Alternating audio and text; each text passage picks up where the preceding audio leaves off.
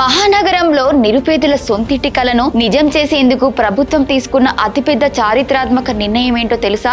సైబరాబాద్ వేదికగా ముఖ్యమంత్రి రేవంత్ రెడ్డి ఏకంగా 1674 కోట్ల రూపాయల విలువైన డెవలప్మెంట్ పనులతో భాగ్యనగర చరిత్రలోనే సరికొత్త విప్లవానికి శ్రీకారం చుట్టారు. నూతన సైబరాబాద్ మున్సిపల్ కార్పొరేషన్ కార్యాలయం, ఫ్లైఓవర్లు, అండర్ పాస్ల నిర్మాణాలతో ఐటీ కారిడార్ రూపురేఖలు పూర్తిగా మారబోతున్నాయి. ఒకవైపు అభివృద్ధి బాటలు వేస్తూనే మరోవైపు రాజకీయ ప్రత్యర్థుల గుండెల్లో రైలు పరిగెత్తించేలా సీఎం రేవంత్ రెడ్డి ఎలాంటి సంచలన సవాలు విసిరారు? తెలంగాణ ఓట్లతో గెలిచి గుజరాత్ కు గులాములుగా మారుతారా అంటూ బీజేపీ ఎంపీలపై ఆయన చేసిన వ్యాఖ్యలు ఇప్పుడు ఎందుకు పెను దుమారం రేపుతున్నాయి? హైడ్రా కఠిన చర్యల ద్వారా కబ్జాదారుల బారి నుంచి విడిపించిన ప్రభుత్వ భూముల్లో నగర పేదలకు ప్రకటించిన 1,00,000 ఇళ్ల ప్లాన్లు ఏంటి? తాను ఢిల్లీ వెళ్లి నిధులు ఒప్పిస్తే కేంద్ర మంత్రి కిషన్ రెడ్డి ఎలా అడ్డుపుల్ల వేస్తున్నారో వివరిస్తూ సీఎం చేసిన సంచలన ఆరోపణల పూర్తి వివరాలేంటో ఇప్పుడు ఈ వీడియోలో చూద్దాం.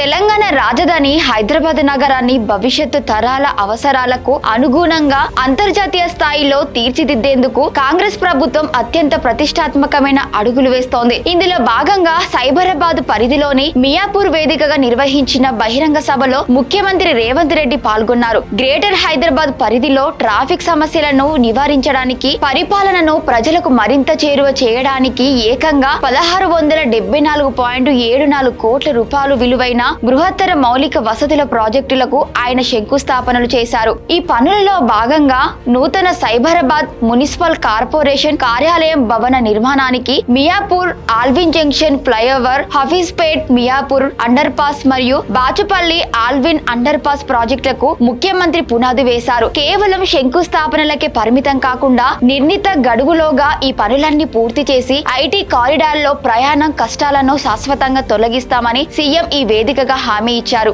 ఈ సభలో ముఖ్యమంత్రి రేవంత్ రెడ్డి ఒక కీలకమైన పరిపాలనా సంస్కరణను ప్రజల ముందుకు తెచ్చారు. ఔటర్ రింగ్ రోడ్డు లోపల నివసిస్తున్న దాదాపు 1.34 కోట్ల మంది ప్రజలకు మెరుగైన వసతులు కల్పించడం, వివిధ విభాగాల మధ్య పాలనా సమన్వయం సాధించడం కోసమే తమ ప్రభుత్వం ప్రత్యేకంగా 3 కొత్త కార్పొరేషన్లను ఏర్పాటు చేసిందని చెప్పారు.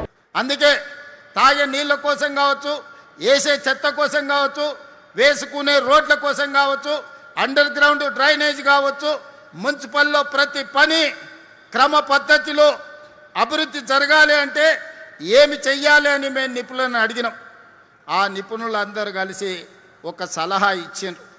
ఈ కోర్ అర్బన్ రీజియన్ ఏదైతే ఉందో క్యూర్ ప్రాంతం, ఔటర్ రింగ్ రోడ్డు లోపల 2100 స్క్వేర్ కిలోమీటర్లను 3 కార్పొరేషన్లుగా విడదీయండి. ముఖ్యంగా సైబరాబాద్ కార్పొరేషన్ అంతర్జాతీయ స్థాయిలోనూ పేరు గడిస్తుంది. ఈరోజు అమెరికాలో ఉండే సిలికాన్ వ్యాలీకి ఎంత పేరుందో మన సైబరాబాద్ కూడా అంతే పేరుంది. గతంలో జీహెచ్ఎంసీ పరిధిలో నిధులు, అనుమతుల ప్రక్రియ అంతా ఒకే చోట కేంద్రీకృతం కావడం వల్ల శివార్లలోని ఐటీ కారిడార్ ప్రాంతాలు తీవ్ర నిర్లక్ష్యానికి గురయ్యాయని ప్రభుత్వం భావించింది. ఈ వికేంద్రీకరణ వ్యూహం ద్వారా సైబరాబాద్ మున్సిపల్ కార్పొరేషన్ లాంటి నూతన సంస్థలు ఏర్పాటు కావడం వల్ల స్థానికంగానే నిధుల కేటాయింపులు జరుగుతాయి. అనుమతుల ప్రక్రియ వేగవంతం అవ్వడమే కాకుండా రోడ్లు, డ్రైనేజీ, ఫ్లైఓవర్ల వంటి మౌలిక వసతుల పనులు అత్యంత వేగంగా పూర్తవుతాయని ఆర్థిక విశ్లేషకులు సైతం పేర్కొంటున్నారు. సైబరాబాద్ సభలో ముఖ్యమంత్రి రేవంత్ రెడ్డి ప్రతిపక్ష పార్టీలపై విమర్శల తూటాలు పేల్చారు. తమ ప్రభుత్వం అధికారంలోకి వచ్చిన ఈ తక్కువ కాలంలోనే ఏం చేసిందని ప్రశ్నిస్తున్న నిరసనకారులకు ఆయన ఖచ్చితమైన లెక్కలతో కౌంటర్ ఇచ్చారు. కేంద్రంలో గత 12 ఏళ్లుగా సాగుతున్న నరేంద్ర మోదీ నేతృత్వంలోని బీజేపీ పాలన, రాష్ట్రంలో గత 10 ఏళ్ల పాటు జరిగిన కేసీఆర్ నేతృత్వంలోని బీఆర్ఎస్ పాలన, అలాగే తెలంగాణలో గడిచిన తమ 30 నెలల కాంగ్రెస్ పాలనపై అసెంబ్లీ వేదికగా బహిరంగ చర్చకు తాను సిద్ధంగా ఉన్నానని సంచలన సవాలు విసిరారు. ఏ ప్రభుత్వం ఎన్ని నిధులు తెచ్చింది, ఎవరు నిజమైన ప్రగతిని సాధించారు అనే అంశాలపై ముఖాముఖి తేల్చుకుందాం రండి అంటూ సవాల్ చేశారు. తెలంగాణ రాష్ట్రం నుంచి గెలిచిన భారతీయ జనతా పార్టీ పార్లమెంట్ సభ్యుల వైఖరిని ముఖ్యమంత్రి రేవంత్ రెడ్డి అత్యంత కఠినమైన పదజాలంతో ఎండగట్టారు. తెలంగాణ ప్రజలు ఎంతో నమ్మకంతో 8 మంది బీజేపీ ఎంపీలను గెలిపించి ఢిల్లీకి పంపిస్తే వారి వల్లే నరేంద్ర మోదీ మళ్లీ ప్రధానమంత్రి అయ్యారని గుర్తు చేశారు. నిన్న మన కేంద్ర ప్రభుత్వం లేదా కేంద్రంలో అధికారంలో ఉన్న నాయకులను చేవెళ్ళ ఎంపీ వాళ్ళే మెదక్ ఎంపీ వాళ్ళే, మల్కాజ్గిరి ఎంపీ వాళ్ళే, సికింద్రాబాద్ నుంచి ఎంపీఏ కాదు కేంద్ర మంత్రిగా ఉన్నాడు. ఈడున్న నలుగురు పార్లమెంట్ సభ్యులు ఈ ప్రాంత ప్రజలు ఓటేసి గెలిపించారు.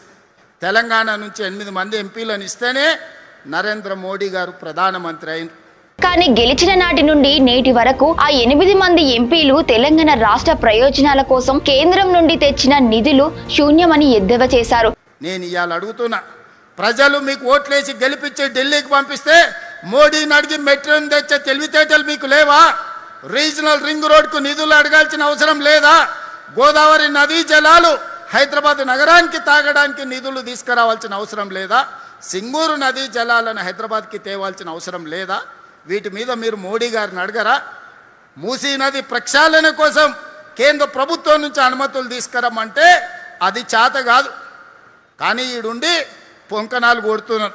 ఇక్కడి ప్రయోజనాలను పక్కన పెట్టి గుజరాత్కు గులాంలుగా ఎందుకు పనిచేస్తున్నారని రేవంత్ రెడ్డి సూటిగా నిలదీశారు. తాను స్వయంగా ఢిల్లీ వెళ్లి ప్రధానమంత్రిని కలిసి రాష్ట్ర ప్రాజెక్టుల కోసం నిధులు తీసుకువస్తుంటే కేంద్ర మంత్రి కిషన్ రెడ్డి మళ్లీ ఆయా కేంద్ర మంత్రులను కలిసి నిధులు విడుదల కాకుండా అడ్డుపుల్ల వేస్తున్నారని ఆరోపించారు.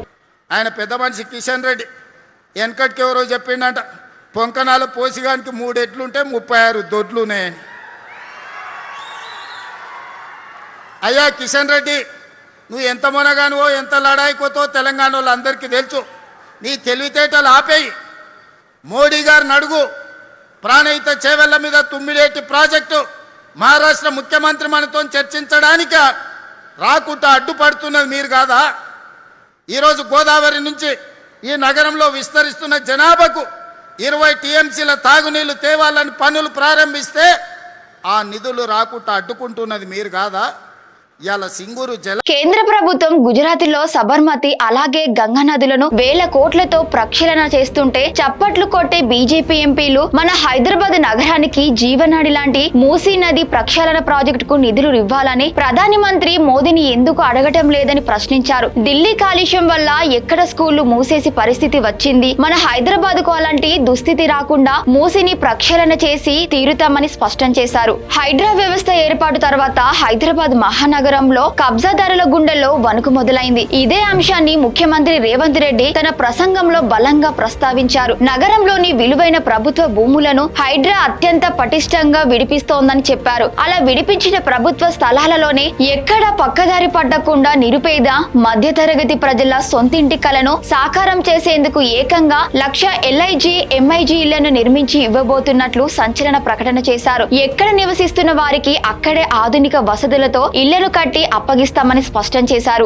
దీనితో పాటు నగరంలో రవాణా రద్దీని తగ్గించేందుకు గాజుల రామారంలో 100 ఎకరాల సువిశాల విస్తీర్ణంలో అత్యాధునిక ఇంటర్నేషనల్ బస్ టెర్మినల్ నిర్మించబోతున్నట్లు ప్రకటించారు. నష్టాల ఉబ్బిలో ఉన్న ఆర్టీసీ సంస్థ మహిళలకు ఉచిత ప్రయాణం కల్పించిన మహాలక్ష్మి పథకం వల్లే తిరిగి లాభాల బాట పట్టిందని గుర్తు చేశారు. మొత్తానికి సైబరాబాద్ వేదికగా ముఖ్యమంత్రి రేవంత్ రెడ్డి చేసిన ఈ ప్రసంగం అటు అభివృద్ధి ప్రణాళికను ఆవిష్కరించడంతో పాటు ఇటు ప్రతిపక్షాల విమర్శలకు గట్టి కౌంటర్ ఇచ్చేలా సాగింది. సైబరాబాద్ వేదికగా ముఖ్యమంత్రి రేవంత్ రెడ్డి చేసిన ఈ సంచలన కామెంట్స్ పై అలాగే హైడ్రా విడిపించిన భూముల్లో పేదల కోసం నిర్మించబోయే 1,00,000 ఇళ్ల ప్రతిపాదనలపై మీ అభిప్రాయాన్ని కింద కామెంట్లో తప్పకుండా తెలియజేయండి. మరిన్ని తాజా ఆసక్తికర విశ్లేషణ కోసం చూస్తూనే ఉండండి. Thank you for watching Khyati connects.